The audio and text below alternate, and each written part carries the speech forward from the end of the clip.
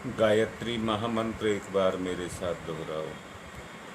ओम भूर्भुवः स्वः तस्य वितुर्वरेण्यं भर्गो देवस्य धीमहि धियो यो नः प्रचोदयात्। किसी चीज को, किसी भी साधन को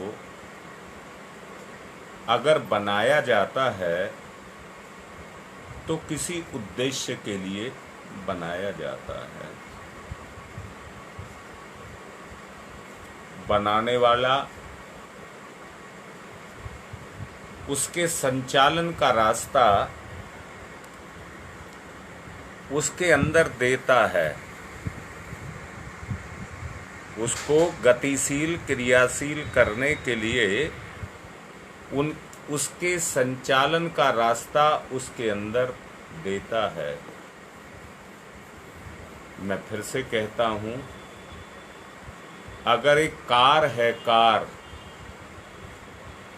तो उसमें 4 दरवाजे हैं, 4 दरवाजे, परंतु एक दरवाजा ड्राइवर का भी है जिससे उसको क्रियाशील किया जाता है।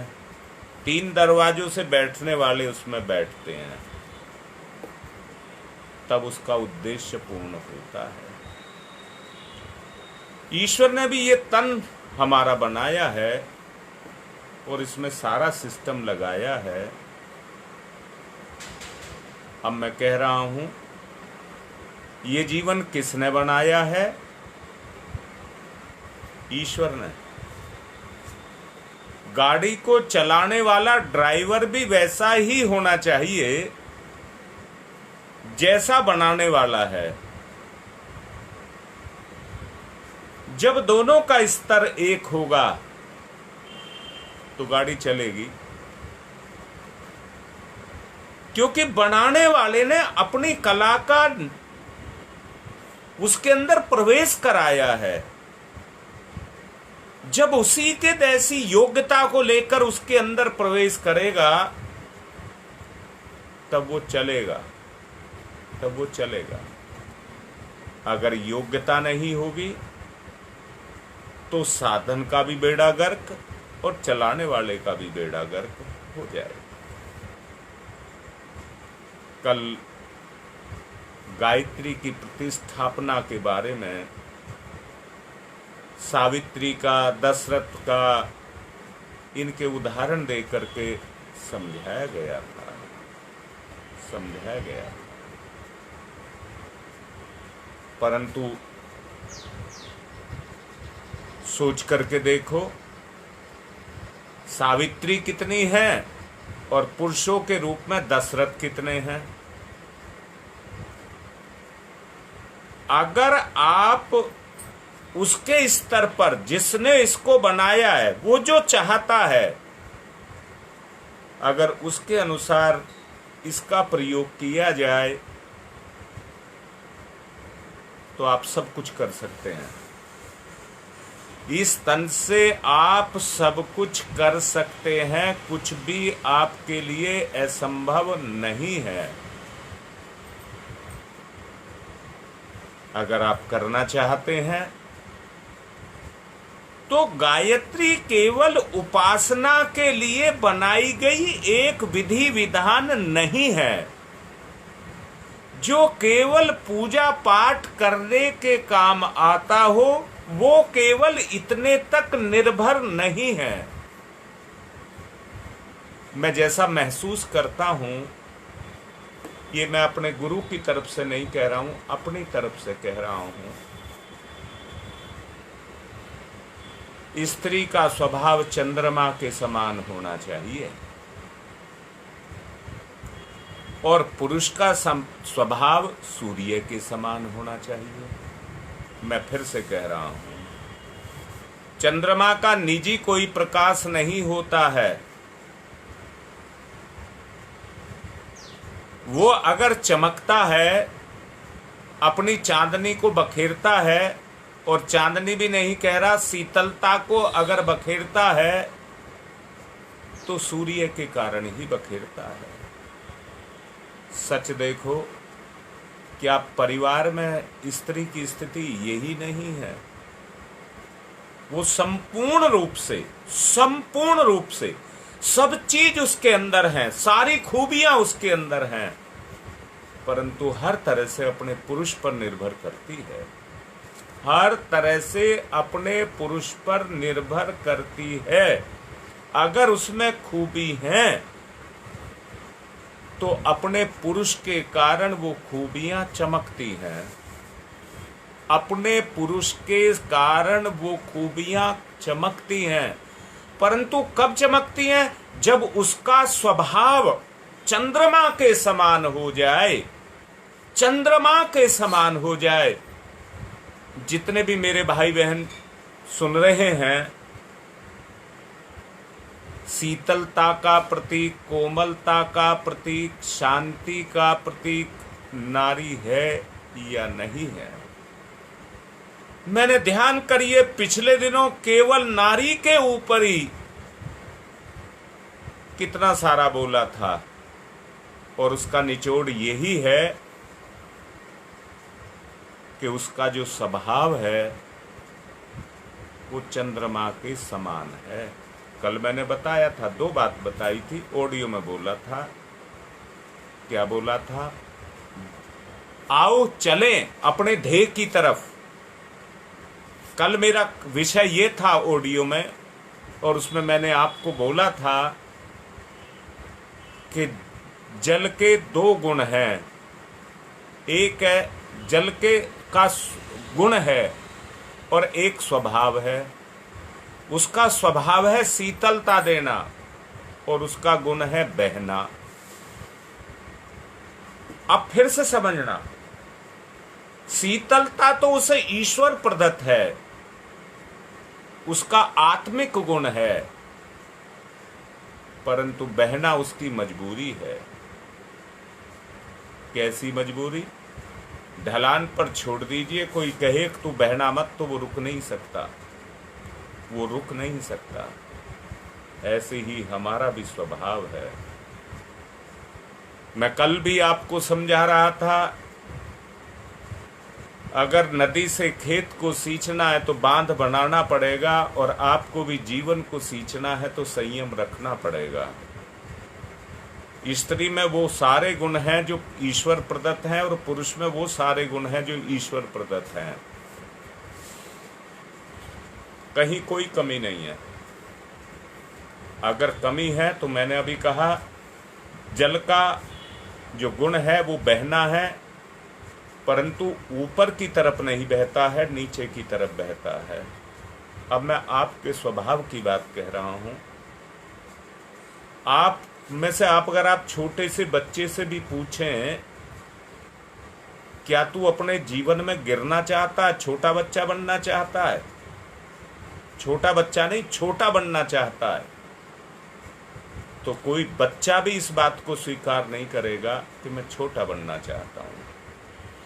ऐसे बहुत कम बच्चे हैं, नादानी या अज्ञानता में कह सकते हैं कि मैं डाकू बनना चाहता हूं, मैं डाकू बनना चाहता हूं। परंतु ऐसे ज़्यादातर बच्चे मिलेंगे जो ये कहेंगे मैं पुलिस का दरोगा बनना चाहता हूं, मैं और बड़ा कोई अधिकारी बनना चाहता हूं, मैं आईएएस बनना चाहता हूं। इस बात को बहुत बच्चे कहेंगे।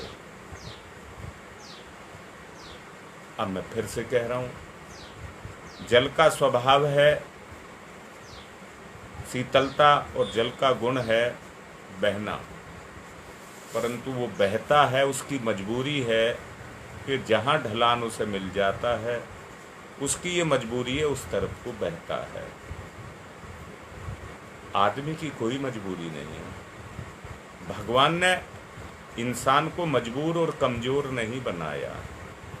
मैं फिर से कह रहा हूँ, सबके अंदर वो बैठा हुआ है। जैसे मैंने कहा जल का स्वभाव है शीतलता, और मैंने कहा वो ईश्वर प्रदत्त है, यानी कि उस शीतलता में ईश्वर बैठा हुआ है। वो गुण है, ईश्वर का गुण है, जो उसके अंदर से ईश्वर का वो स्वभाव है जो उसके अंदर आकर के बैठ गया। अब मैं आपसे पूछ रहा हूं, अगर आप मेरी बहन बेटी हैं तो क्या आप शीतलता देती हैं? ईमानदारी से सोचना, ईमानदारी से सोचना। आपका बच्चा ही है, आपके स्पर्श को पाकर के आप उसे सुलाना चाहती हैं तो आपका विचार बनता है और आप उसे सुला देती हैं। आपका विचार बनता है, आपके अंदर लहर उठती है, आपको अच्छा लगता है अपने पति को छूना,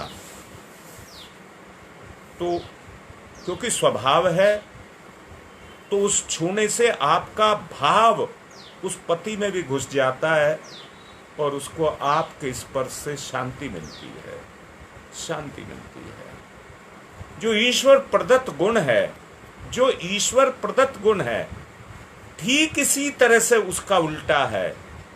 पुरुष का अपना स्वभाव है और स्त्री का अपना स्वभाव है।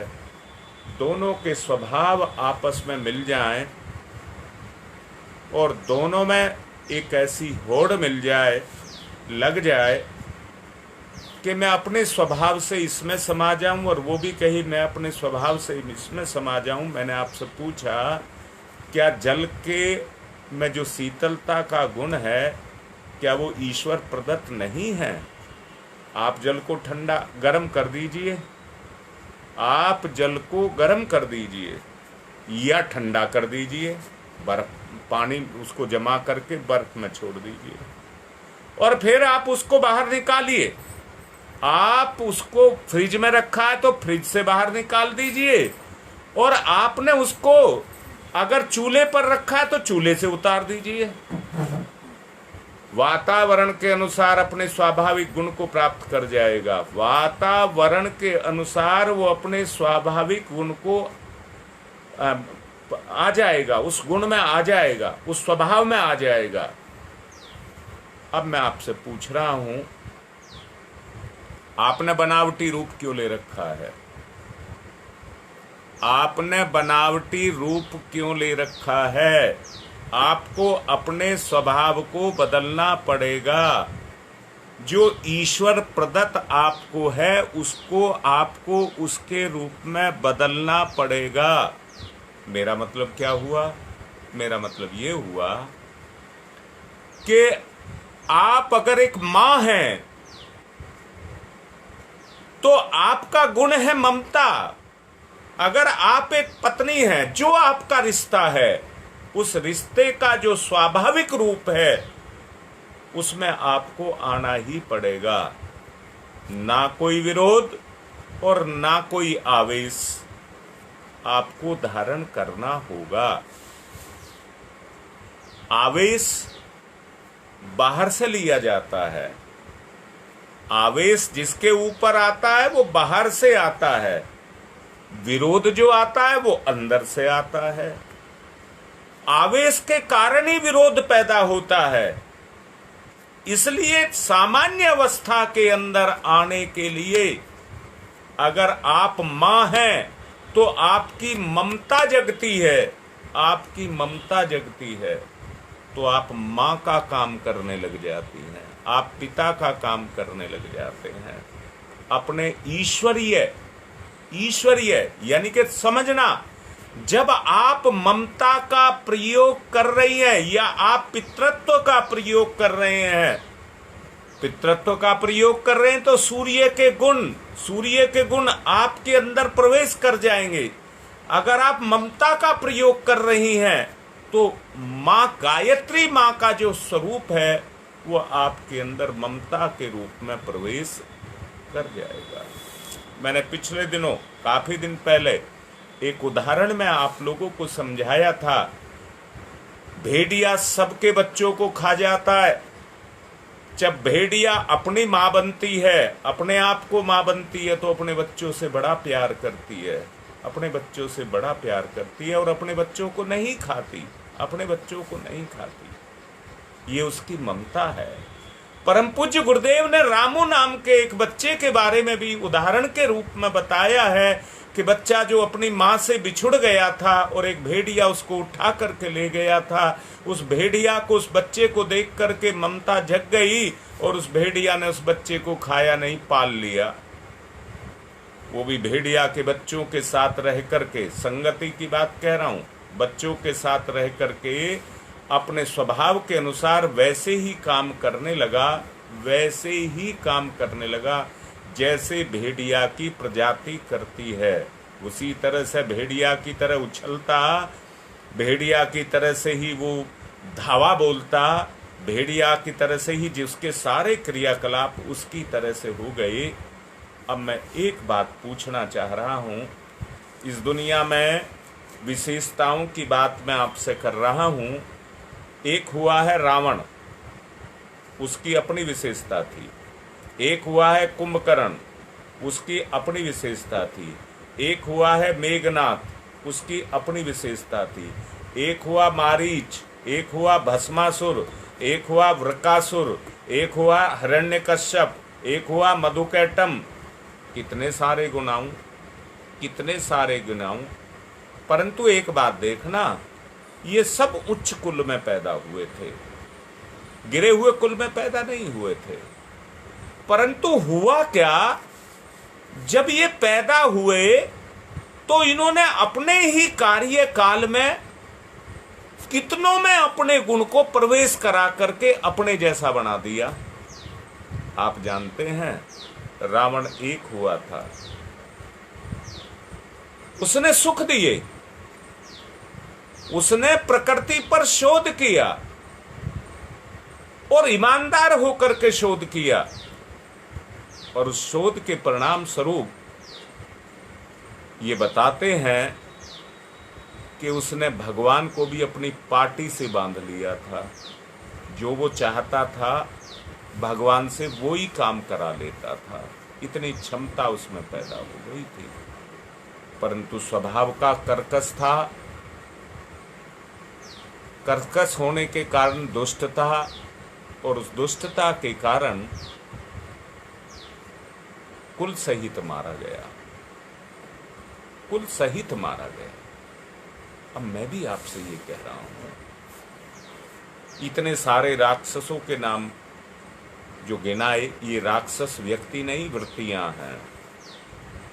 भस्मासुर है, मधुकैटम है, सुम्निशुंभ है, वृकासुर है, भस्मासुर है, ये सब वृत्तियां हैं, वृत्तियां हैं। अब मैं फिर से कहता हूं, ये भी तो किसी दरवाजे से प्रवेश कर जाती हैं, किसी दरवाजे से प्रवेश कर जाती हैं। इनके अपने गुण हैं। शुक्राचार्य जैसे पारंगत थे, वैसी कठिन तपस्याएं उन्होंने की थी और भगवान के वरदान पाए थे, और उन वरदानों को उन्होंने समाज में दिया और गुरु बन गए। शुक्राचार्य गुरु बन गए, उनकी आत्मिक प्रगति नगण्य रही। जो साधना तपश्चर्या उनने की, उनकी आत्मा का, उनके परिवार का, सारे समाज का कुछ हित साधन नहीं कर सके, हित साधन नहीं कर सके। इसलिए निष्कर्ष पर पहुंचना पड़ता है कि आध्यात्मिकता का लाभ लेना उनके लिए संभव नहीं था। अगर चिरस्थायी आशाजनक प्रगति करनी हो, उन्हें सबसे पूर्व, सबसे अधिक ध्यान इस बात पर देना होगा कि अपना व्यक्तित्व, अपना दृष्टिकोण, अपना गुणकर्म स्वभाव, अपना संस्थान अंतःकरण चतुष्ट उत्कृष्ट स्तर का बने। अगर ये बने तो तभी आप ये समझना कि आपका स्तर ऊंचा उठता हुआ चला जा रहा है। ब्रह्म वर्चस्व की सारी शक्ति, चेतना, क्षमता इसी आधार पर उपलब्ध होती है। बहुत अच्छे से ये समझना, प्राचीन काल में ब्राह्मण को भूसूर कहते थे, भूसूर कहते थे, यानी कि भू माने जमीन, धरती, और सुर माने देवता, यानी कि धरती का देवता कहते थे। देवताओं में जो शक्ति थी वो सच्चे ब्राह्मण में देखी जाती थी, पाई जाती थी। इसलिए उसे मंत्र के बल से यही शक्ति नहीं मिलती थी, परंतु उत्कृष्ट स्तर का व्यक्तित्व निर्माण की जो कला थी वो भी उनके अंदर पैदा हो जाती थी। जो भी उनके संपर्क में आता था, जैसे मैंने कहा, एक रावण पैदा हुआ पर सारी लंका को उन्होंने रावणी वृत्ति से ओतप्रोत कर दिया। जब भी ब्राह्मणत्व जगेगा तो वो क्या करेगा, समाज में उस गुण को, उत्कृष्टता के गुण को, व्यक्तित्व निर्माण के गुण को फैलाता हुआ चला जाएगा। इसमें कोई संशय पैदा मत कर लेना। आप गायत्री के उपासक हैं, आपको याद रखना चाहिए ब्राह्मणत्व का अभिवर्धन करना ही गायत्री उपासक के लिए नितांत आवश्यक है। और गायत्री उसके जीवन में कभी बाधक नहीं। जब गायत्री बाधक नहीं तो उसकी साधना करता हुआ साधक की श्रेणी को प्राप्त हो जाता है। आराधना अंतःकरण में उन गुणों की महाशक्ति की प्रतिष्ठापना है। मैंने कहा, ड्राइवर जब गाड़ी से काम लेता है तो उसमें प्रवेश करता है, उतना गेट खोलता है और उसमें प्रवेश करता है, सीट पर बैठ करके बेल्ट लगाता है और जो भी काम वो गाड़ी को संचालन के लिए करता है उसके रीति नीति के अनुसार वो उस सब को करना शुरू कर देता है। खुद भी सुरक्षित और गाड़ी भी सुरक्षित अपने स्तर पर पहुंच जाती है। तत्व जो गायत्री के रूप में उभर करके आता है वो आदमी के चिंतन को ऊंचा उठाता है, जिससे सत प्रयोजनों के लिए आदमी अपने आप को संपन्न करता है और सन्मार्ग की दिशा में कदम बढ़ाने लग जाता है। मां गायत्री के द्वारा उसको जो सुविधा मिलती है, या मैं दूसरे शब्दों में कह दूं, अपने आप को जो गायत्री का साधन बनाता है, गाड़ी बनाता है और गायत्री को अपना ड्राइवर बनाता है, मां गायत्री के गुण को अपने अंदर प्रवेश कराता है, ईश्वर की वो संसार की जो महाशक्ति है वो उस पर जा करके अपने नियंत्रण को लगाती है, प्रतिबंध और अवांछनीय गतिविधियों पर लगाम लगाती है और उन कार्यों को रोकती है जो रोकने की सामर्थ, हम जानते हैं गलत है, परंतु जिसकी सामर्थ हमारे अंदर नहीं है उन कार्यों पर वो रोक लगा देती है। हम में क्षमता का अभाव है, भारी वजन उठाने पर व्यक्ति को कठिनाई होती है। मैं आपसे ये कह रहा हूं, अगर आपकी जितनी सामर्थ है उतना वजन तो आप उठा लेंगे, परंतु उससे ज्यादा वजन उठाना पड़े तो क्षमता के बाहर होता है। मैं भी आपसे कह रहा हूं, वजन उठाने से मतलब क्या है, आपके मन में इतनी क्षमता है कि पूरी दुनिया के बोझ को, जिम्मेदारी को आप उठा सकते हैं, आप उठा सकते हैं। पर अगर आप में क्षमता नहीं है तो आप अपने परिवार के और परिवारी क्यों कहो, अपने बोझ को भी नहीं उठा सकते हैं। आप जब को जो पता है ये गलत काम है और आप उस गलत काम को कर रहे हैं, आपकी चेतना आपको रोक नहीं पा रही है, तो ये आपकी कमजोरी है, ये आपकी कमजोरी है। अगर उस कमजोरी को दूर करना चाहते हैं तो गायत्री उपासना के माध्यम से गायत्री के उस तत्व को अपने अंदर स्थान देना पड़ेगा। गायत्री उपासना कोई ऐसी बात नहीं है, इसमें कुछ अनैतिक है और ना इसमें कुछ दुसाध्य है। लक्ष्य सद्बुद्धि की शरण में जाना है, बस इतनी सी बात है कि लक्ष्य है तो सद्बुद्धि की शरण में जाना है। मैं फिर से कहता हूं, बुद्धि ही इसका वो ड्राइवर है जो इसको ड्राइव करता है। मन योजना बना करके योजना देता है, ये पूर्ति करनी है तो उसकी पूर्ति बुद्धि करती है। मैं आपसे कहता हूं, इसमें गायत्री साधना में कौन अधिकारी है कौन अनधिकारी है, इसकी बात तो कहीं दिखाई देती नहीं है। क्योंकि सब इंसान हैं, सब इंसान है। पर एक बात दिखाई देती है, और वो क्या दिखाई देती है? अपनी क्षमता, पात्रता, अपनी क्षमता और पात्रता। मैं जातिवाद पर नहीं बोलूंगा, जातिवाद पर नहीं बोलूंगा, बस इतना बोलूंगा कि जो किसी भी जाति से क्यों ना हो, परंतु जो ब्राह्मणत्व को जगाएगा, वो ब्राह्मणत्व जितना जगेगा उतनी ही गायत्री का प्रवेश होगा। मैं फिर से कहता हूं, जितना जितना ब्राह्मणत्व आपका जगता चला जाएगा, उतनी गायत्री शक्ति का समावेश आपकी चेतना के अंदर होता हुआ चला जाएगा। आपकी चेतना, या मैंने कहा, अभी मैंने स्त्री और पुरुष के बारे में कहा था, पूर्णतया स्त्री अपने पुरुष पर निर्भर करती है, परंतु अगर वो पुरुष के संस्पर्श से दूर रहे, उसके दायरे से दूर रहे। मैं आपसे पूछता हूं, सूर्य की धूप में, चंद्रमा की चांदनी में बैठने का मनुष्य को अधिकार ही नहीं, प्राणी मात्र को अधिकार है, प्राणी मात्र को अधिकार है। गंगा स्नान पर किसी के लिए प्रतिबंध नहीं है।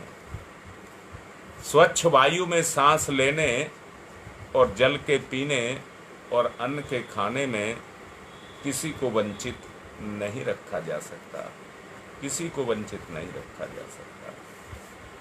सबको वो अधिकार हैं। भगवान ने एक ही वायु दी है, एक ही धूप दी है, एक ही सूर्य दिया है, एक ही हवा दी है, सब कुछ एक दिया है, तो उस पर सबका अधिकार है, सबका अधिकार है। इसलिए मैं आपसे कहता हूं, सत्य बोलने, उदारता बरतने, संयम में रहने, कर्तव्य परायण होने, सदुद्देश्यों के लिए किसी को रोका नहीं जा सकता। बोलो कौन रोकता है? आप गलत काम करके देखिए, छोटा सा बच्चा भी आपका हाथ पकड़ लेगा, छोटा सा बच्चा भी आपका हाथ पकड़ लेगा, याद रखना। और अच्छा काम आप करिए। मैं तो कहता हूं, कोई अपनी बहन बेटी को भी आपसे छुपा करके नहीं रखेगा। जो दुष्ट दानव प्रकृति के होते हैं, जिन पर विश्वास नहीं किया जा सकता है, बहन बेटियों को उनसे छुपा करके रखना पड़ता है। सूर्य से किसने छुपाया है?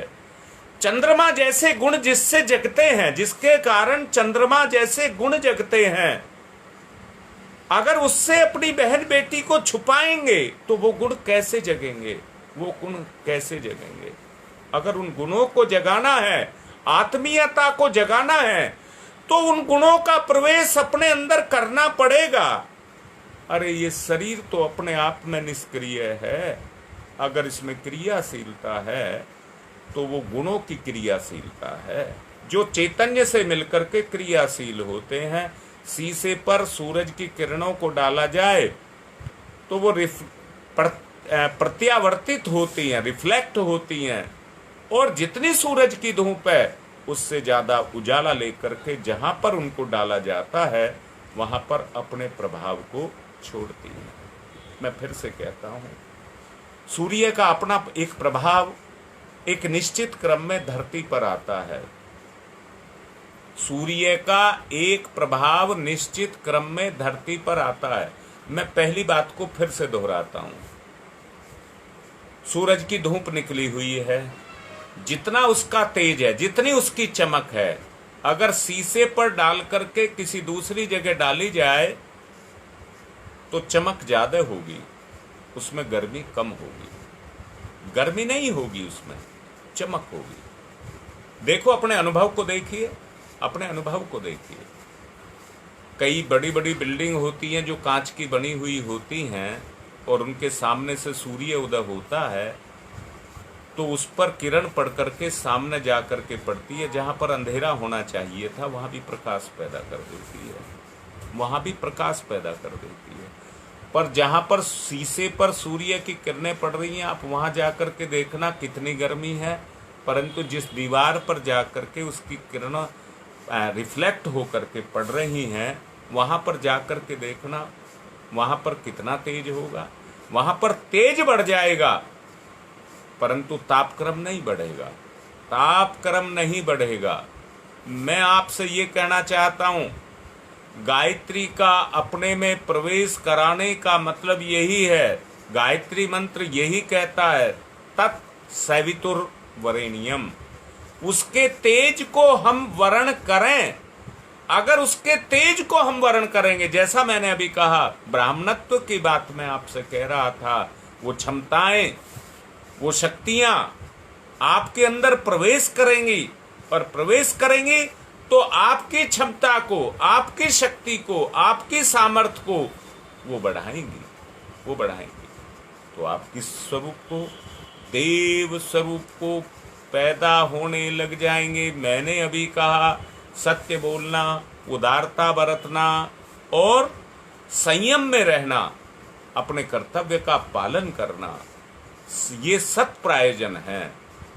इसके लिए भगवान ने सबको बनाया है, सबको इन्हीं उद्देश्यों के लिए बनाया है, परंतु हम कर कितना पाते हैं? जो नहीं कर पाते हैं वो झूठ, वो झूठ, झूठ तो अज्ञानता, क्योंकि गुण नहीं चमकेंगे, गुण नहीं चमकेंगे, गुण नहीं चमकेंगे। अगर चेतना हमारी चेतना में नहीं मिली तो सामर्थ्य नहीं जगेगी, सामर्थ्य नहीं जगेगी, और अगर सामर्थ्य नहीं जगेगी तो हम में शक्ति पैदा नहीं होगी, हमारी क्षमता नहीं होगी। इसलिए गायत्री मंत्र कहता है, भर्गो देवस्य धीमहि।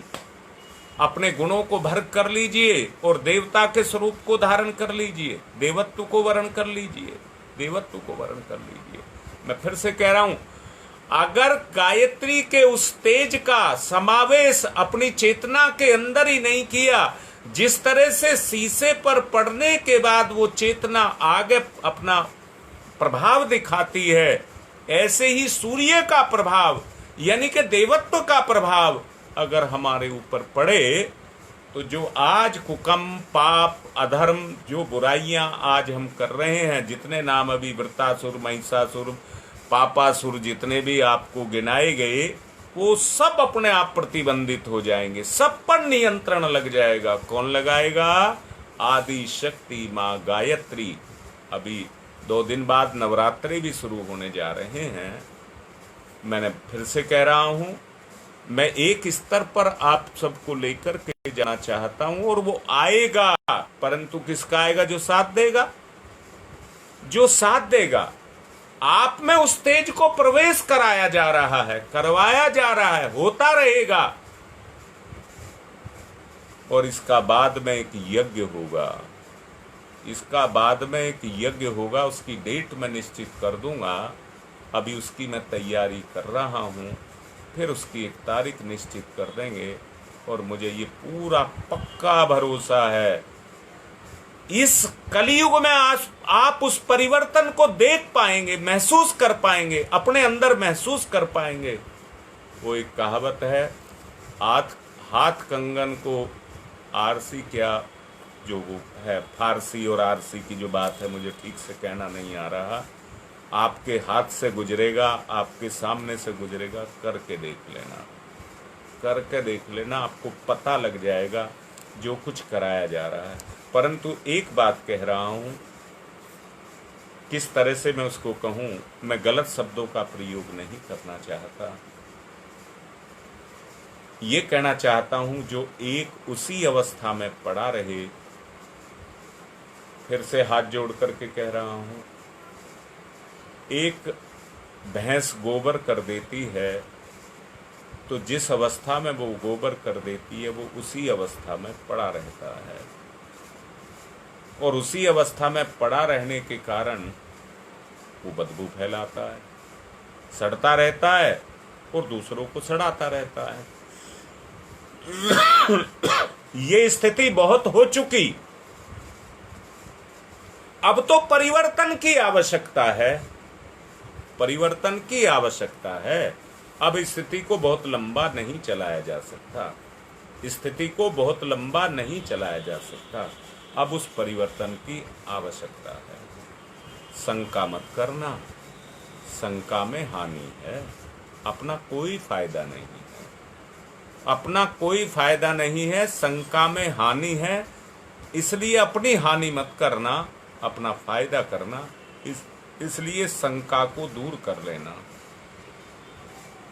जिस पर विचार करके किसी को प्रभु प्रार्थना का अधिकारी, किसी को अनिधिकारी ठहराया जाता है, वो गलत है। गायत्री मंत्र के बारे में यही बात है। ये सार्वभौम है, सार्वजनिक है, उपासना का मंत्र है, जिसे बिना धर्म, जाति, संप्रदाय, देश, वंश, लिंग आदि के भेदभाव से दूर रखा जाए, दूर रखा जाए, मनुष्य मात्र द्वारा उसे अपनाया जाए। ये वो ईश्वरीय गुण हैं, आत्मिक गुण हैं, उन आत्मा सबके अंदर है। क्यों अपनाया जाए? क्योंकि सब में, चाहे वो शूद्र है, चाहे वो क्षत्रिय है, चाहे वो वैश्य है, चाहे वो पंडित है, सबके अंदर एक आत्मा है। उस आत्मा का सहारा लेकर के सब ब्राह्मणत्व को प्राप्त हो जाए। सेवा करें, सेवा करें, सहायता करें, उत्कृष्ट कर्म करें, अपने चरित्र को बनाएं, अपने चिंतन को बनाएं, अपने समाज का निर्माण करें, एक वातावरण निर्मित हो जाए। तो मुझे सोच करके बताओ, फिर किस चीज की कमी रह जाएगी? फिर किस चीज की कमी रह जाएगी? फिर कोई कमी नहीं रहेगी। अगर कमी है तो वो केवल केवल अपने अहंकार की कमी है। मेरा होना ही, मैं ही सब कुछ हूँ, इसके कारण ही ये कमियां होती हैं। ये बात इसलिए कही जा रही है, जहां तहां ऐसे प्रतिपादन मिलते हैं जिनमें द्विजत्व और ब्राह्मणत्व को गायत्री के साथ जोड़ा जाता है। इस प्रतिपादन का तात्पर्य केवल इतना ही है कि उत्कृष्टतावादी चिंतन और आदर्श कर्तव्य अपनाकर चलने वाले जीवन के क्रम को ईश्वरीय उपासना की दिव्य उपलब्धियों में अच्छी तरह से गिना जा सकता है। द्विजत्व का अर्थ है दूसरा जन्म लेना, द्विजत्व का अर्थ है दूसरा जन्म लेना, और दूसरे जन्म से तात्पर्य है जन्म जन्मांतरों की जो पाश्विक वृत्तियां हैं, जिनमें चेतना जकड़ी हुई है, उनसे अपने आप को मुक्त कराना, आजाद कराना। मैंने अभी कुछ देर पहले बोला था, अहंकार, ढीठ कह सकते हो। आप अपनी कमजोरी को इतनी ताकत दे रहे हैं कि मैं ही ठीक हूं, और उसके लिए विरोध लड़ाई वो चल रही है, वो चल रही है। आप सोच करके देखो कैसे काम चलेगा, कैसे काम चलेगा। इस तरह से काम चलने वाला नहीं है। अगर टकराएंगे तो चूर चूर होंगे, एक खुद भी मिटेंगे, दूसरे को भी मिटाएंगे, और मिलकर के चलेंगे तो दूसरे अपने को भी बनाएंगे। दूसरा तो कहना ही नहीं है, अपने को भी बनाएंगे और अपनों को भी बनाएंगे, दोनों का निर्माण होगा। इससे क्या फायदा है कि मैं ठीक हूं वो गलत है, सब ठीक है सब गलत है, सब ठीक है सब गलत हैं। अगर आपका कोई गलत है सुधार लो, आपका कोई गलत है तो सुधार लो। क्या आपकी जिम्मेदारी नहीं है? आपका बेटा गलत है, आप सुधार लो। क्या आपकी जिम्मेदारी नहीं है? अब कहना ही नहीं मानता, तो गायत्री शक्ति की कमी है, उसके अंदर गायत्री शक्ति की, उस गुण की कमी है जिससे वो आपको मानता। वो तो अपने आप को मानता है, आपको मानता ही नहीं है, आपको मानता ही नहीं है, पर अपने आप को मानता है। उसे अपनी इच्छा का पता है, अपनी भूख का पता है, अपने दर्द का पता है, अपने सुख का पता है, इनका उनको पता है, इनको मानता है। वो आपके दुख दर्द का उसको नहीं पता है, आपके कष्ट को वो नहीं जानता। आपको दुख देता है, हंसता है, आपको दुखी देखता है, हंसता है, उसको कोई फर्क नहीं, उसको इसमें खुशी मिलती है। यही राक्षसी वृत्तियां हैं जो अभी बताई थी। राक्षसी वृत्तियां और कुछ नहीं है,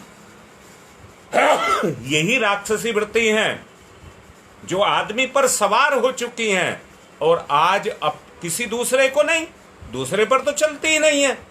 जो किस पर चलती है? जो अपने जितना नजदीक है उस पर चलती है, उस पर चलती है। आप उसको कमजोर मारते हैं इसलिए मिटा दूंगा, वो आपको कमजोर मानती है, आपको मिटा देगी। दोनों मिटाने में लगे हैं, बनाने में नहीं लगे। आज रिश्ते कुछ इसी तरह के बनते हुए चले जा रहे हैं, जहां कोई किसी को बनाने की बात नहीं कर रहा, मिटाने की बात कर रहा है। सोच करके देखो, अगर यही सब चलता रहा तो सारी दुनिया खत्म हो जाएगी। भगवान की ये इतनी सुंदर जो कलाकृति है, ये सब खत्म हो जाएगी। अच्छा, मैं आपसे पूछता हूँ, क्या आपका उत्तरदायित्व तो नहीं है? संसार में आप आए हैं तो आपका कोई उत्तरदायित्व तो नहीं है। जब आप पशु वृत्तियों में जकड़े हैं तो वृत्तियां काम करती हैं।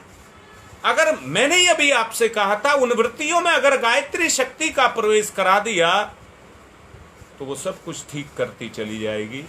आपसे नहीं होगा, वो कर देगी। इसलिए क्या करना है, उस शक्ति का समावेश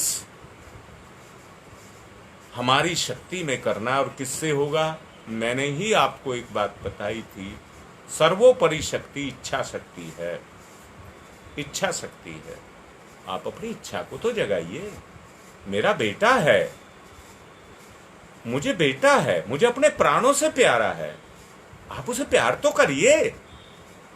अगर आप उसको प्यार करेंगे तो आपका प्यार उसके दुष्टता में जाकर के मिलेगा, और जितना मिलता जाएगा उतना ही निखार उसमें पैदा होता जाएगा।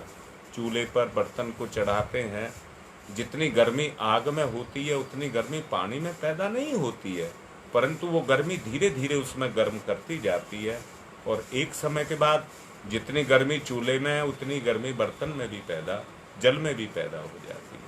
ये अलग बात है, 100 डिग्री पर जल उबलने लग जाता है, भाप बन के उड़ने लग जाता है। जितनी गर्मी मिलेगी उतनी तेजी से उड़ेगा। मैं भी आपसे ये कह रहा हूँ, सवितुर को ध्यान धारण करिए, उस सवितुर को अपने में धारण करिए।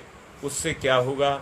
इसी को कहते हैं, क्योंकि समय पूरा हो चुका है, इसी को कहते हैं द्विजत्व। द्विजत्व, इसी को द्विजत्व कहते हैं। अगर वो गर्मी आप में आ गई तो वो जन्म आपका मिट जाएगा, और वो ईश्वरीय जन्म आपका हो जाएगा, जिससे आप द्विजत्व को वर्ण कर जाएंगे। इसी को मैं कल भी समझाऊंगा। अभी मेरा अंदर की भड़ास नहीं निकली है, कल भी मैं इसी बात को समझाऊंगा।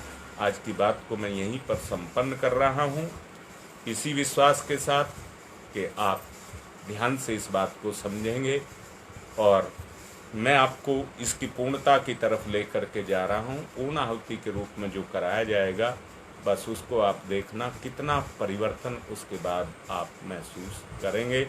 ये मैं आपसे क्या कहूं,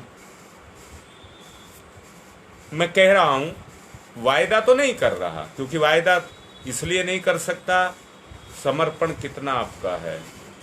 आप बाद में ये कहने लगे जो आपने कहा था वो पूरा नहीं हुआ, परंतु आदमी मुझे तो देखेगा, मेरे से तो लेना चाहेगा, परंतु अपने आप क्या देगा, इसको नहीं देख रहा है। आप गायत्री जैसा स्वरूप, जैसा गायत्री चाहती है कि वो आपके अंदर प्रवेश कर जाए। मैं कहता हूँ, मंदिर बनाते हैं तो बाहर से ला करके पत्थर की मूर्ति घड़ करके वहाँ पर स्थापित करनी पड़ती है, प्राण प्रतिष्ठा करनी पड़ती है। पर आप अपने आप को मंदिर बनाओ, माँ गायत्री अपने आप आकर के विराजमान हो जाएगी, आपको बुलानी नहीं पड़ेगी, और प्राण प्रतिष्ठा भी नहीं करनी पड़ेगी, अपने आप कर देगी। मेरा निवेदन है, ऐसा आप करें। आज की बात को पूर्ण कर रहा हूँ। ओम शांति ही शांति ही शांति।